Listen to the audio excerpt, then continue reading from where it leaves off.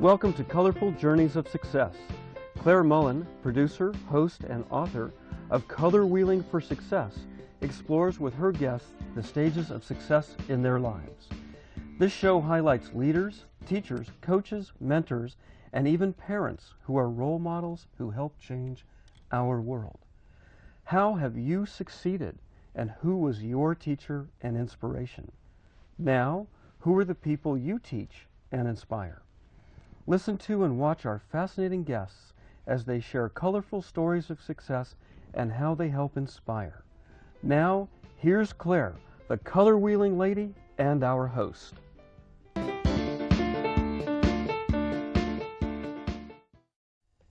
Welcome to Colorful Journey of Success. So glad that you joined us because today is a very important topic. My name is Claire Mullen, and thank you again so much for joining us. This is a topic I think the whole world should know about. Living with epilepsy. And it's my pleasure to introduce to you our guest. We have Therese, who has been living with epilepsy, and her caregiver, Steve. So thanks so much for joining us, Therese and Steve. Okay, like I said, I really do sincerely feel the whole world should know about epilepsy. So many people don't. So your story is just amazing, Therese. Really, it is. It's touching, but there are so many people with epilepsy that do have touching stories, right? Yes. Everyone is different. Yeah. And every story is different. Yes. Well, tell us a little bit about your story, how you succeeded. Well, at first I was diagnosed and I was afraid to tell anyone, but because I was afraid that that meant that I wasn't normal. But then I realized I am normal. Okay, you certainly are. You look normal to me. Just because I have epilepsy doesn't mean that I'm 99% of the time I'm perfectly fine. I'm just like anyone else. It's only when I have a seizure that I am, which I don't even know because I am having the seizure, so I won't know what that's like. Okay. Well, so we'll get back to you. Steve, you are the caregiver. Yes, I am. Thank you, thank you, thank you. To you and so many people like you. That's just wonderful. You're welcome. You're helping us out, and this is a touching story for me too because I've grown up and lived with epilepsy myself. So as a caregiver, share with us your story. Well, caregiving can be both difficult but very rewarding too. There are going to be those trying times, and there are. There's a lot of trying times. This isn't something that is short-term, it's very long-term. But the rewards I get is when Therese is able to live her life the way that she wants to be able to live it. Be able to go shopping like anybody else, go and do any kind of activities like going to the gym, which is very important. Physical activity is very important for the brain. Yeah. It definitely is. Well, a lot of people really don't even know what epilepsy is. They've never heard the term. I've heard it used in different ways, seizure disorder, etc. What are the different terms to help educate our viewers? I think Therese can better answer that one. All right. Epilepsy is, like you said, a seizure disorder, and a lot of people don't even realize that they have epilepsy because their seizures can be so small. There are several different types. There are probably thousands of different types of epilepsy, and each one is different. And I think it's kind of like if you consider each brain is different. That's and right. This is a neurological disorder in a sense. That's right. So therefore each seizure is different and each condition is different. Right. But epilepsy is, and historically, this goes back to, oh gosh, Adam and Eve. I don't know whether they had that or not, but I think that going back historically, it was not understood. Is that correct? Oh, definitely. It was not understood. In fact, people used to think that people with epilepsy were possessed. And that's horrible. Yes. And they were I think they were also put to death. It depends on the period of time. If you go into the Bible, there are several instances where I have been told that they actually mention people who are doing something that resembles a seizure. That looks like a seizure. And all through history, if you go back, before BC, there is all sorts of mentions in the literature about seizures. Well, what is a seizure then? Who wants to answer that question? I was told that by a very good doctor that a seizure is like a telephone call that is not answered, and the call keeps going out and going out and going out, and it keeps going out so fast that all of a sudden it overwhelms the brain, and that's when you have the seizure itself. But that's kind of like there is a better description of description of it. Yes. Would Therese? you like to respond to that one? A seizure is essentially, like he said, a misfire of the brain, and it only lasts hopefully for a minute or two, but sometimes it can last well past 5 minutes. It can be something extremely small, just like your blinking of your eyes, or it can be severe. You can fall down and you can have severe convulsions, and that's what most people think of when they hear the term epilepsy. They think of someone having convulsions, but there really are, like you said, thousands of different types of epilepsy. Well, that's very important. I noticed that you are wearing a hat, a helmet, and I wanted to for sure share with our audience, describe, first of all, I think, the colors, I love the colors, but there's a reason why you're wearing the helmet. Yes, there definitely is. And that is? Because I need it to protect my head when I fall, and I have several drop seizures, and so I need to keep, in fact, if I didn't have my helmet, I probably even wouldn't be alive today. So it's extremely imperative that I have this helmet. That's wonderful. So you have to be really careful, don't you? You have to live a very careful life. Yes, I do. But a lot of people, from what I understand, they want to be perfectly normal and go out on the football field and do all sorts of things and risk. And Steve, talk about that. Well, before that though, I want to mention this is her 5th helmet, and you can see all the marks on here from all the falls and from all the hits. And let me see. Yeah, this one has to be polished up. I usually polish them up to get some of the marks out of here, but there's a lot of hits on this. And she's cracked her helmets too. So this is brain cannot take that many hits to it. You can only have so many before it starts to have a really bad impact on you. And if you look at the fact that in the United States there's 1.7 million traumatic brain injuries every single year. But repeat that. Say that again. 1.7 million traumatic brain injuries every year. And traumatic TBI, that's the TBI. Traumatic brain injury is an injury in itself. It is an injury in itself. And the result then maybe is the epilepsy? Well, the result can cause a seizure, but it doesn't always have to. And sometimes seizures only last for a small period of time, and then your body, it's part of the healing process sometimes for the brain. And then some people can have a traumatic brain injury and not have any seizures at all. So it just all depends. But caution should always be there.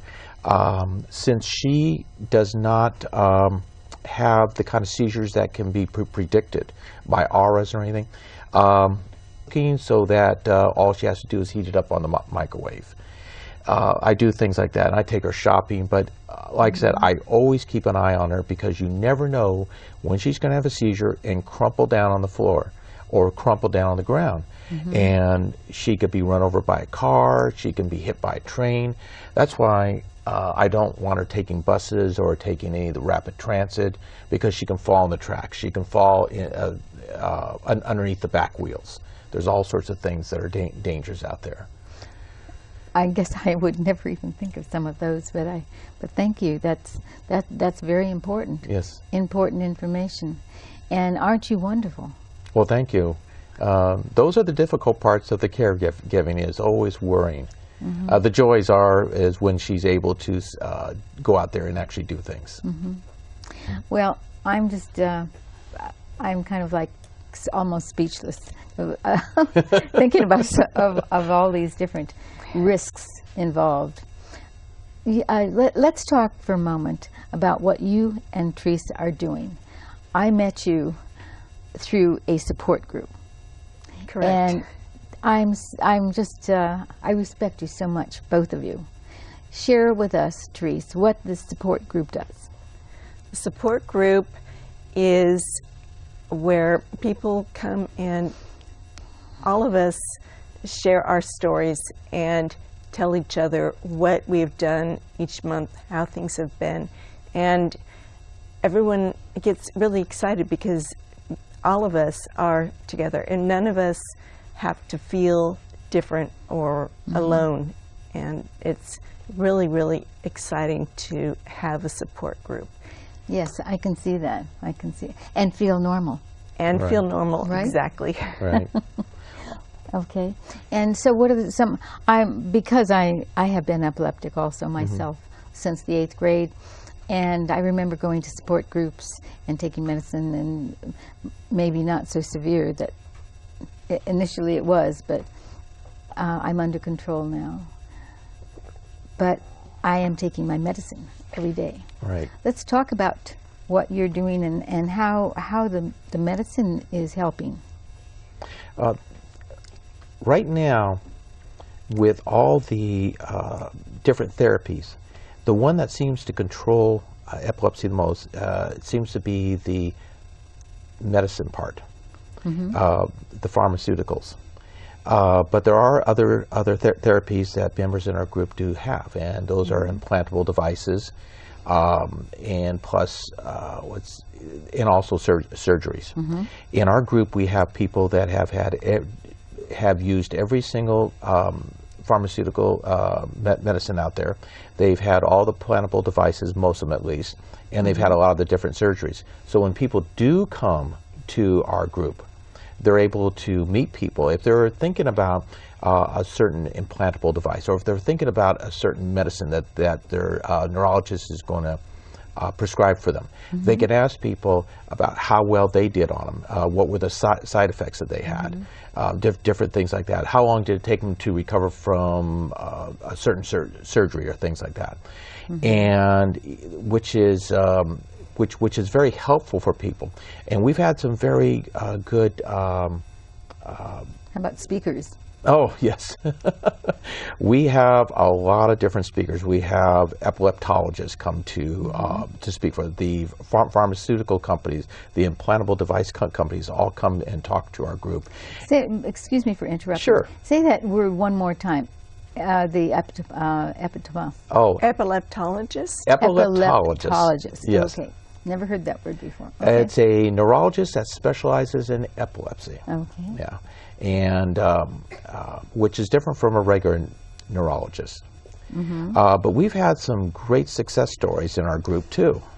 One of them was we've had people come to us that having up to 4 seizures a day, and they talked, and their neurologist hasn't suggested any new types of therapies that they can use, and they will talk to the group about the different therapies that they're on. And then they go back to their neurologist and they tell them about the therapies that they would like to try. And they've gone from 4 to multiple or even more seizures per day to around 4 per month. We had one person We had one person actually traveled to the Bay Area to be closer to not only to the university up here, Stanford, but also to be to come and visit our group because they had heard about our group. And it turned out they didn't have epilepsy. And what did they have? It was just a one-time seizure. That's it. And so that's interesting. So you can have a seizure, but not. It doesn't mean that you have epilepsy. Exactly. Exactly. Okay. There's multiple reasons for seizures. It could be a sickness, an accident. Anything can happen. In any kind of thing that can cause a seizure, but it doesn't mean that you have epilepsy. You have to have, I think, multiple. You need to have at least 2 unprovoked seizures in order for it to really, truly be considered epilepsy. And then you need to have an EEG, which is an electroencephalogram, or graph, I'm not sure how to pronounce it. Electroencephalogram. Yeah. That I can pronounce. Okay, you need to have one of those in order to make sure that it truly is epilepsy, because, as he said, there are different types of seizures aside from epilepsy. There are they call it psychogenic epilepsy, but it's not really psychogenic, but that's the words that they call it. And interesting. Yeah. I remember when I was in the 8th grade, and I went into convulsions, and it was discovered that I had epilepsy. And the way that they took the EEGs is they stuck pins in your head, and they don't do that now to get for the test. So it's tremendous growth has been made, and I'm just so impressed. I went on the computer, and I was just overwhelmed with all the information there is. So a person that even thinks that they have epilepsy, or a parent, or a teacher, or an employer, that if there's a question, know the symptoms. What are the symptoms?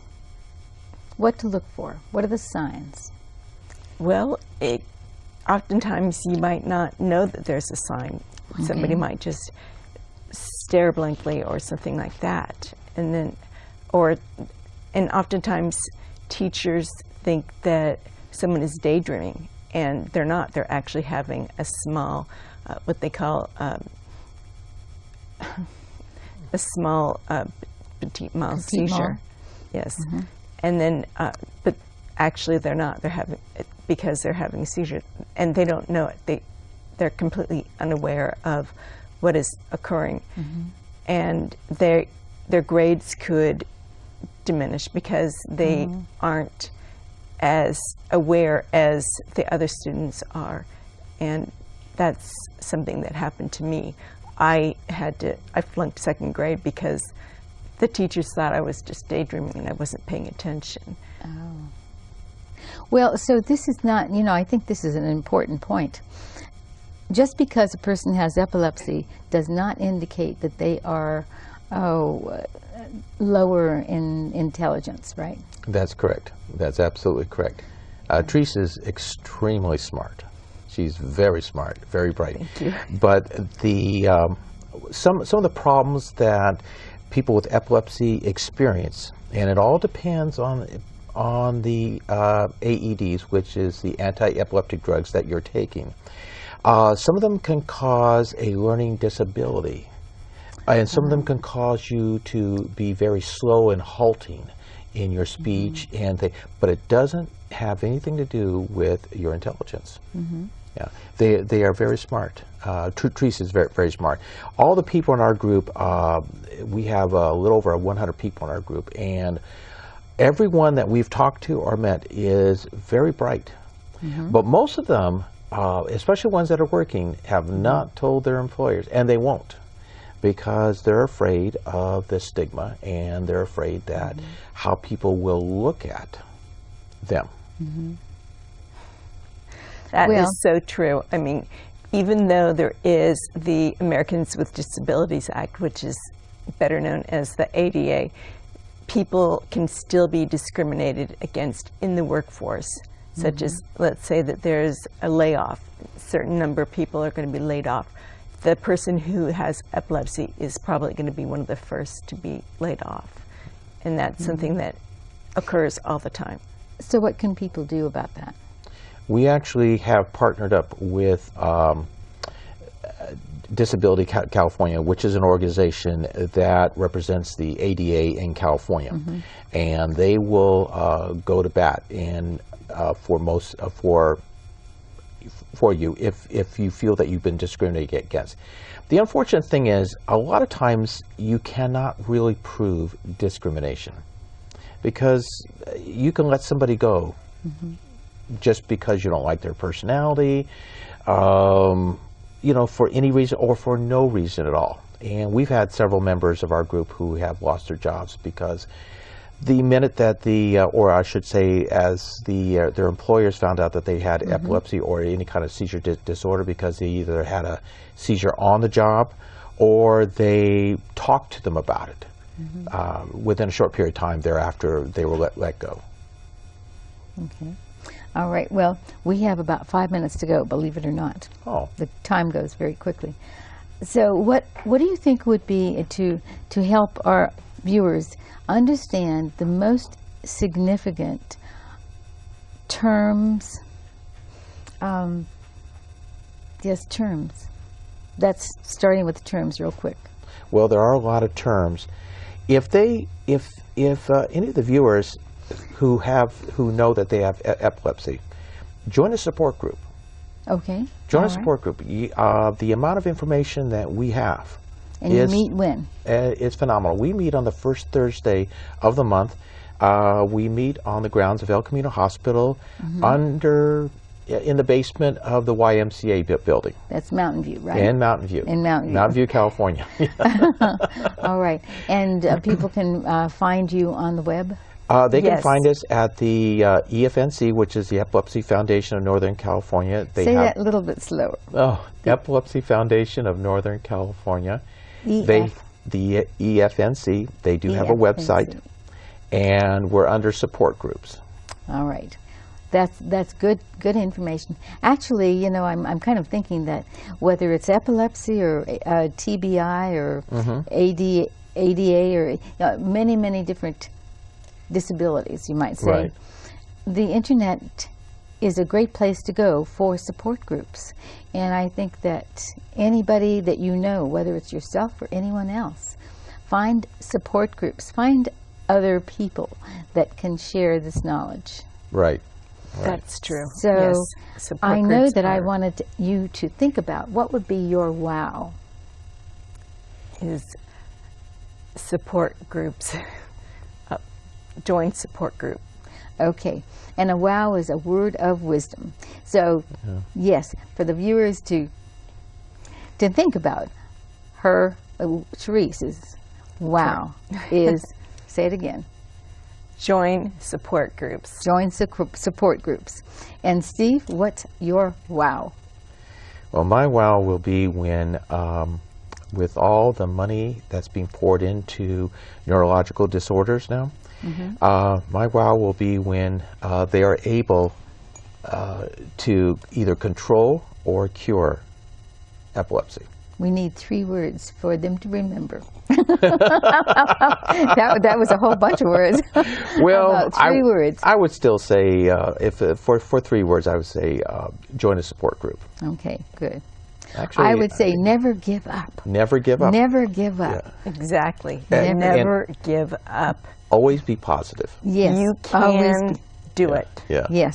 If you think you can't, take the T off and say, I can. I can. Exactly. I like that, yes. You can do it. Yes. Yeah. So thank you so much for joining us.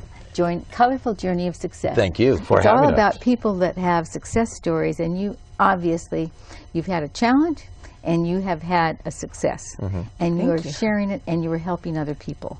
That's what's really helpful.